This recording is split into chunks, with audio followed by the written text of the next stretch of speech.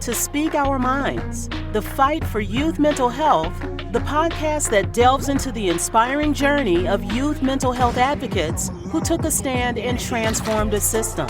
Together with your host, Heidi Baskefield, we'll explore the landmark lawsuit that held the state of Colorado accountable for failing to provide essential youth mental health services and won. In each episode, we'll unpack the intricate details of the lawsuit, guiding you through the legal battles and the monumental settlement that set the foundation for a working system of mental health. We'll examine the steps Colorado is now taking to build a comprehensive and effective mental health care system for its youth, highlighting both the challenges and the triumphs along the way. Join us as we learn from experts in other states who have successfully navigated similar crises, offering invaluable insights and strategies. Hear firsthand accounts from parents, providers, and professionals who are deeply committed to ending Colorado's youth mental health crisis. Their stories and perspectives will shed light on the impact of the lawsuit and the hopeful path forward. Whether you're a concerned parent, a mental health professional, or an advocate for change, this podcast is your guide to understanding the profound transformation taking place in Colorado's youth mental health landscape. Welcome to Speak Our Minds, the fight for youth mental health. Let's embark on this journey together. Okay, I am so excited this week to have our guest, Christine Beyer, the Commissioner of the New Jersey Department of Children and Families, with us. This is a big deal, and we can't thank you enough for joining us, Christine. Everywhere I turn, literally everywhere I turn, when people say, well, who's doing this well? Other people in the room always say it's you in New Jersey. And it's really exciting to have you get to be here to help talk to us about why it's so successful there. So thanks for being here. Yeah, thank you. Thanks for the invitation. Always happy to talk about our system and help others. That's so great, which is in part, obviously, why you're so successful. Do you want to just start off sharing a little bit about what it means to be a commissioner in this role in New Jersey? Not everyone is familiar with the structure of the Department of Children and Families, what you're responsible for, what you oversee. So if you wouldn't mind just sort of kicking things off, giving a general description of your role. Yeah, thank you. So in New Jersey, the way that our Department of Children and Families is structured is that I oversee basically all of the child and family serving systems and programs, and it is a cabinet level agency. We have child welfare, which is child protective services and adoption and foster care. We also oversee family and community partnerships, which is our primary prevention division. And so in that, we have a network of family success centers and recently launched our Family Connects, which is universal home visiting. We also have student support services throughout the state and all operated out of family and community partnerships. And then we also have the Children's System of Care, which I think is primarily what we're going to talk about today. And that is the public children's mental health agency for the state. And so we serve children with behavioral and emotional mental health needs, substance use disorder, up to the age of 21. And then, that's amazing. And we also have a division on women, which is really all things young girls, empowerment, and women. Primarily our services provided through that division are domestic violence and sexual violence. Well, it's an amazing combination of things that come together within this department, and there's clearly a real secret sauce to what you're doing. And so we want to talk a little bit more about this. When you think about how you approach your work and the hundreds and thousands of people working with you, what do you feel like remains your core commitment that guides everything, sort of that unwavering premise that so clearly is working and serving New Jersey youth? I think it's family and knowing that children and youth do better with their families. And so, I think that is at the core. Our system is structured around that idea that the nurturing and love that they receive from a family member cannot be replicated by an institutional setting, no matter how warm those settings might be or compassionate providers are. And so we really work from that central premise and structure our system around it. We have a statewide mobile response and stabilization services network that's intended to de-escalate challenges and keep the child safely with their family. We have a broad network of in-home and in-community supports. And at the highest acuity of need, we have residential care or congregate care. But even for those programs, they are primarily 5 youth in community settings or neighborhoods. And even the few campus settings that we have around the state are made up of houses or cottages with no more than 5 residents per house. So we're always seeking for the least restrictive setting for care. I think that there's 2 components to that beyond the positive goal of keeping the family intact. One is that by choosing the least restrictive setting for care, we're normalizing the provision of healthcare. So often in our society, we treat mental health like something separate from physical health because there's so many myths built up around it. And so, it's very typical to go to a local counselor's office or, the same as you would a dentist appointment. We're trying to work on also removing the stigma from the system. And then, I would say the second thing that I would want to highlight is that choosing a least restrictive setting allows the youth in care the opportunity to see their care strategies play out in their real world with their families.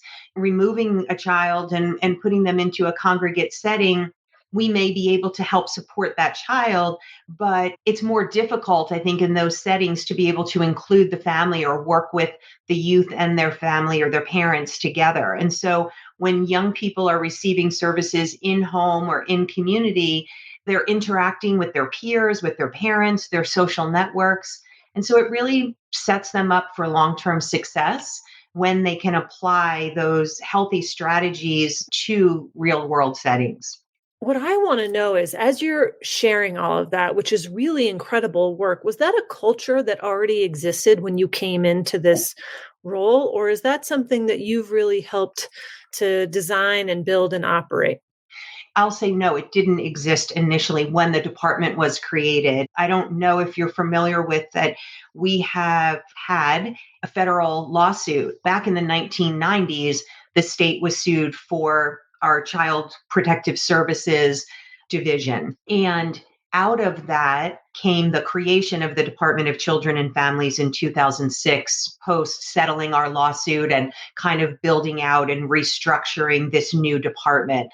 But in the late 90s, I want to say it was 1999, when the children's system of care was first being envisioned and developed, it was parents who came together and said, we don't want to have to relinquish custody of our children to the state in order for them to get the mental health care that they need.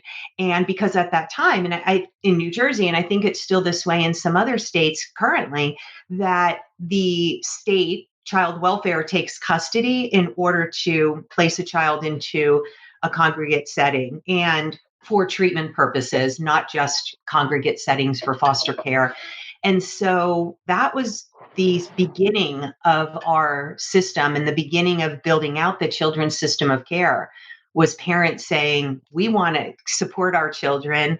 We don't want, the overreaching arm of the state to be the ones making these decisions for our kids absent us. So I think it's important to remember that. And I think that then is what continued to be the guiding principle of family and listening to the voices of parents and children who are served within all of our different types of services within the division. So it's very strong in the children's system of care, but it has developed over time and I think is really taken hold in a much bigger way in this administration since 2018, where we're really putting parent voice and the voice of people with lived experience kind of front and center to all of our program and policy development. Well, that's a perfect segue because, we could spend more time talking about, and we may come back to this too, about how you feel like that litigation helped influence or could you have gotten here without it? I may come back to that question in a minute here, but what I want to know next is, as you're talking about how you're ensuring for the parent voice or people with lived experience being front and center, can you detail more about how are you doing that? I don't think that's easy. And when I think about how broad a group parents and people with lived experience are, and building a system that's responsive to quite a diverse set of needs, and some of them are coming in families that are pretty dysfunctional, and it's still important that the system works for them regardless of sort of the level of functioning. So how are you doing that, and how are you making sure that your work is actually responsive? Yeah, thank you for that question. I mean, I think it's so important. And one of the things that you said there struck me, which is that, sometimes the families or the parents that we're working with are dysfunctional, or they have a dysfunction. It's the reason that they're involved with the state. And I would just kind of push back against that, because I think everybody needs help at some point in their life and or their children's lives. And some people have more resources to be able to access that help. And so I see our role as being able to bring forward all of the voices of parents who are struggling or have struggled, sometimes at the hands of the system, and when their family's in distress, or when there's a particular challenge that they or their child are trying to overcome. And, I also said earlier that there is a stigma on mental health in this country. And I think one of the ways that we can help support children and young people, and we can help to bust that stigma, is by normalizing it with families, with their parents. And, sometimes people don't want to share with their neighbors or their family members that their child has a particular need because of shame or embarrassment. And so the more we can kind of throw open the doors and let some light in on how important it is for people to have the support of folks maybe who have gone through a very similar type of issue, or just knowing that there's available help, I think is most important.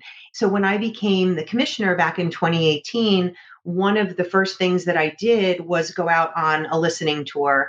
And I think I hit 18 of 21 counties that first year, and had the opportunity to talk with over 500 parents and young people who were themselves involved with our system, whether it was in the children's system of care, the Division of Child Protection and Permanency, or our family and community partnerships. And hearing directly from them about what was working within the system and what wasn't, what they needed, what had been pain points for them, that was a blueprint for our strategic plan in this administration. But it was also the reason that I then created the Office of Family Voice.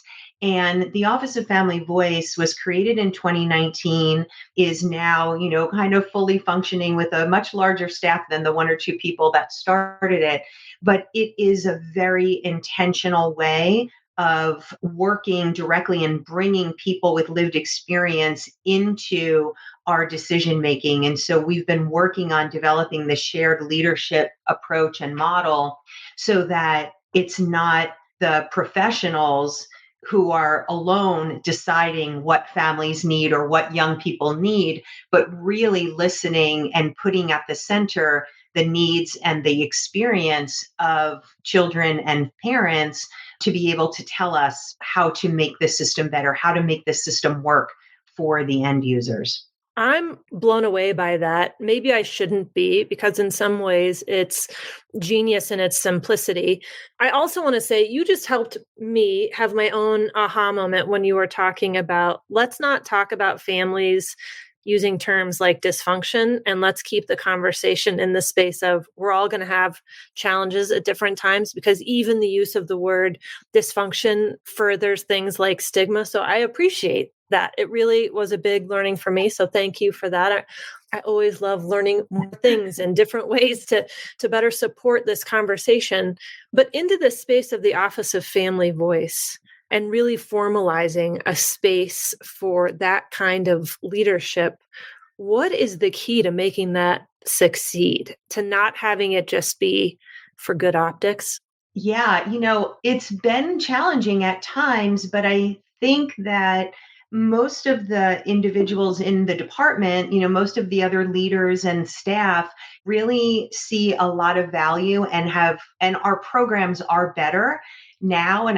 As a result of incorporating the voice of young people and parents. And I think there's been some lessons learned for sure. I mean, one of the things in particular is we need to, as professionals, check our egos at the door. And, we try and not lead with titles. Everybody in those spaces, when we're talking about the new development of a program or I'm in a room listening to young people talk about some of the challenges that they've had in some of our congregate settings. And is there an alternative to how we provide mental well-being services? And I think it's approaching it with humility and not needing to be the expert, which, is really hard. That's really hard in lots of spaces, even like in our own lives, as a parent, I want to be the expert for my kids.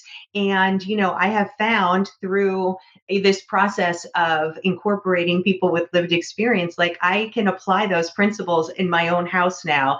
And, maybe there's more harmony. And I realize I don't have to know everything. And the way I did things when I was younger is different than this generation. And so I think that has been the challenge for all of our staff is it doesn't mean because parents or young people are telling us that what we did was harmful in the past or that a particular way of approaching a topic or an issue, we should be rethinking it and doing something different now. It doesn't mean that we are bad people or that professionals were, intentionally doing things to harm others. It's really being able to have that humility to say, I did the best as a system. We did the best with what we knew at the time. There has been so many advances in just the last 20 or 30 years with regard to research and trauma-informed care and all of these things that are now available to us to help us in our decision making and bringing people with lived experience to the table. It seems kind of like a buzzword in the last few years, but quite honestly, it really has significantly impacted not only the programs, and that they are better, or the policies that are better and the trainings are better because we have people with lived experience reviewing all of our training, looking at our foster parent training, looking at our regulations for group homes and saying like, why this and how come this? And can you explain this to me? And, oh, why would we ever do that? So the fact that we're kind of opening everything up and re-looking and is making a huge difference.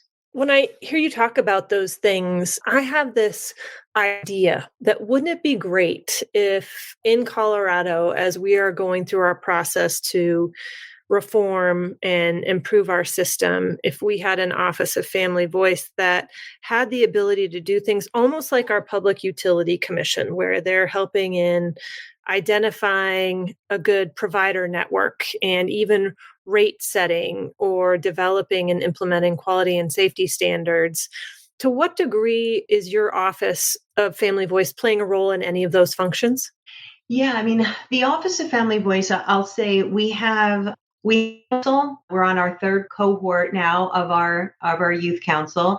And we also have a parent council and fathers, what we call dads, but it is a fatherhood council, and so each of those groups is looking very specifically and particularly at the things that most impact them or biases in the system and equity in the system. And so there's a lot that is happening within each of those groups.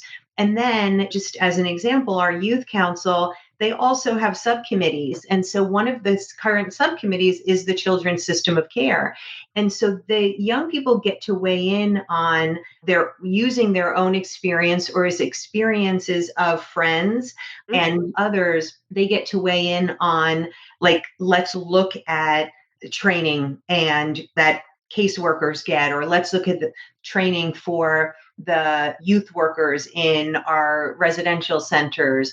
They get to talk about what it means to have normalcy, to be a normal teenager when you're living in a congregate setting or you're attending services, participating in services in your high school or in the community. And so they really do have a lot of opinions, which is one thing I will say I do love about the youth.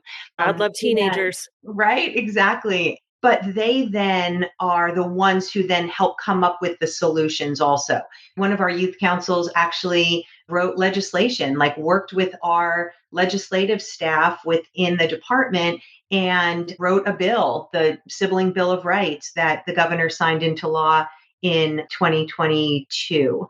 They've created programs that they felt would be a better mentoring program. And it's made up of the mentors are people who were formerly in foster care because they know what a child in foster care needs as they're aging out. So sometimes it is simple, but I'll tell you right now, this week, actually on Thursday, we're launching an effort within our children's system of care to think about how do we move forward with kind of ending the need for group treatment, like at low levels of care, group home and residential. What could we be providing in the community in order to keep children home with their families, getting the intensive services, almost like getting services like congregate care without walls?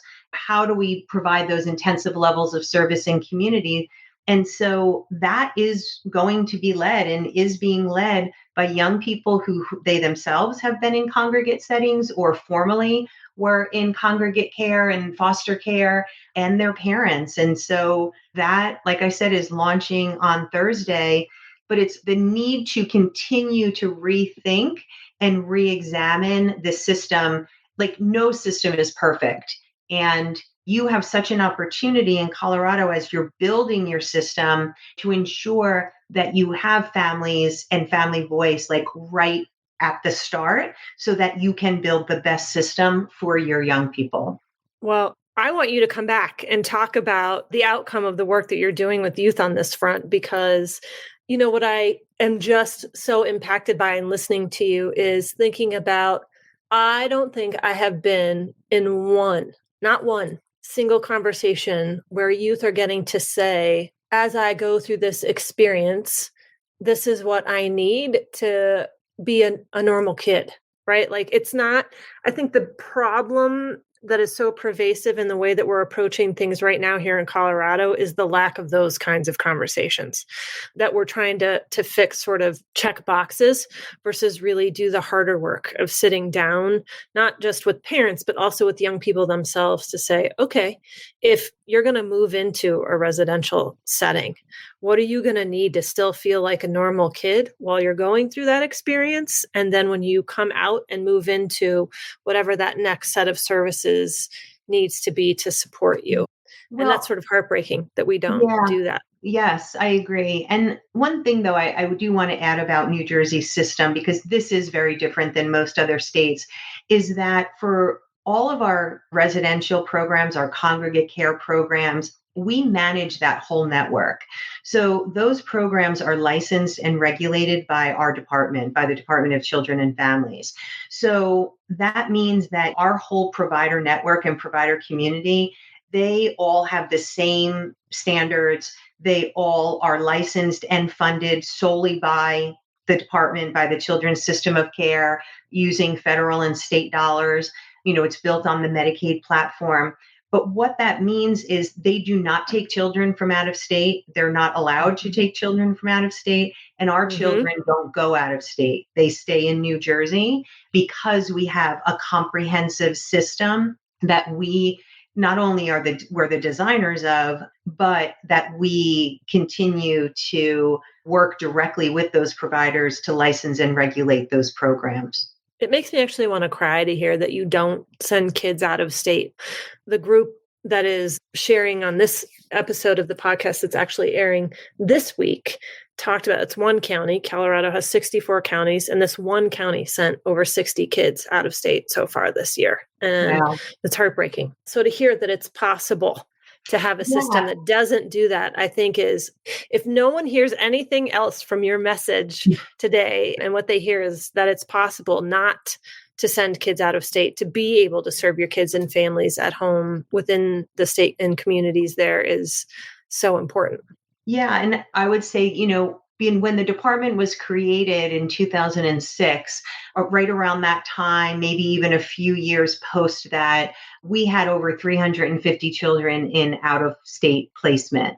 And we have 21 counties. I mean, we have 2 million children in the state. So it's a large population, but still the fact that now today we probably have less than 10 children, maybe six, 5 or 6 is typically the average. And that's only children mostly with intellectual and developmental disabilities that have a very specific type of need that Sure. we cannot meet here in the state.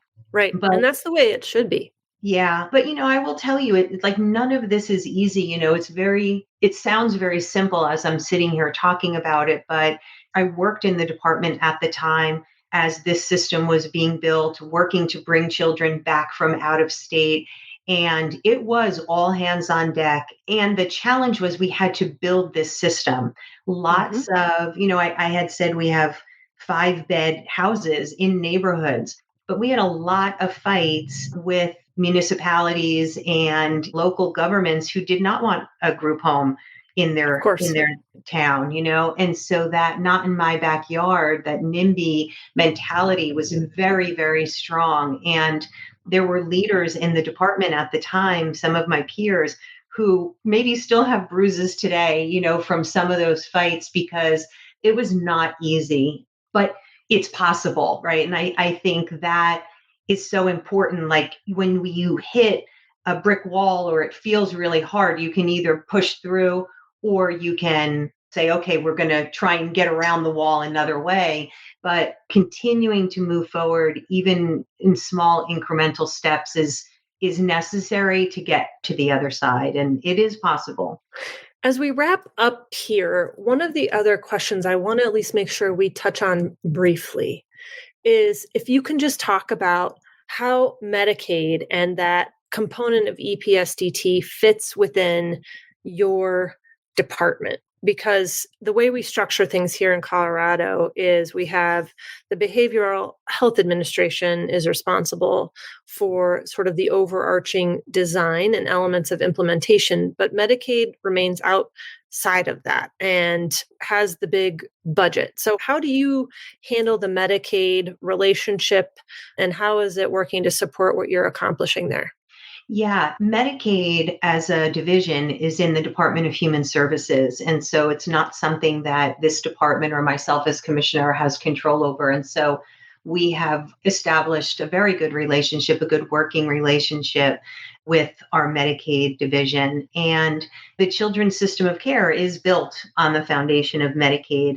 And in the design of the system in the early 2000s, we accepted two things. One, that the cost of care should never be a barrier for a young person to receive it.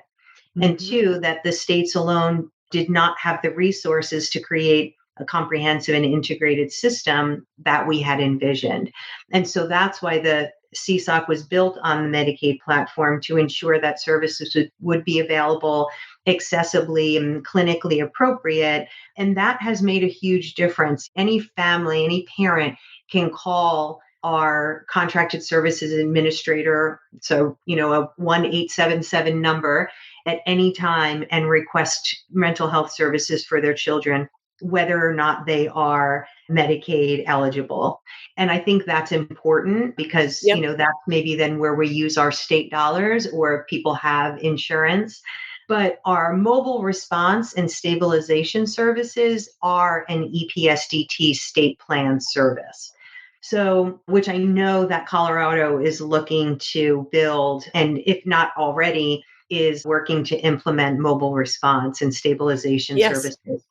CSOC, has been working with our providers and infant and early childhood mental health subject matter experts over the last few years to ensure that our mobile providers are also able to serve very young children. Right now it's age 5. And so we're trying to move that down lower. while mobile response is always considered an upstream service, it's particularly important that very young children who may be expressing the effects of trauma or behavioral challenges or other symptoms receive appropriate intervention and supports sooner rather than later. And I think that's why the EPSDT is so important, because, if we can engage with young people, even as toddlers, Yes. we know that we can avoid deeper system involvement down the road, or we hope that we can avoid deeper system involvement, as well as improve the health and well-being of very young children and their caregivers.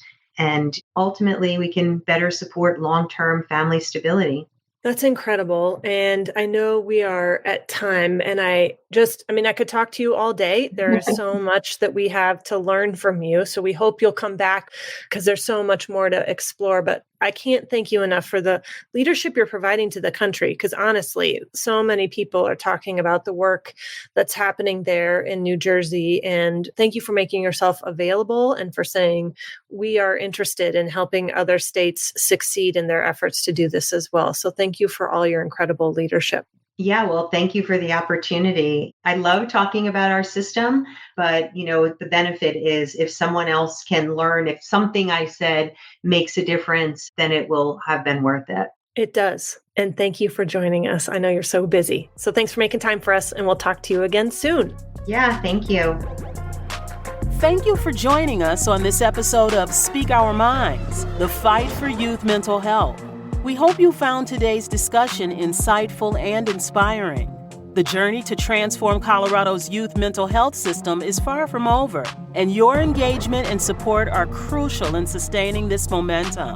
If you have any questions, comments, or stories you'd like to share, we'd love to hear from you. Connect with us on social media or visit our website at www.speakourminds.org for more resources and information on how you can get involved. Don't forget to subscribe to the podcast on your favorite platform so you never miss an episode. Together, we can make a difference and ensure that every young person in Colorado has access to the mental health care they need and deserve. Until next time, stay informed, stay engaged, and keep advocating for a brighter future. The Fight for Youth Mental Health with your host, Heidi Baskfield. Thank you for listening.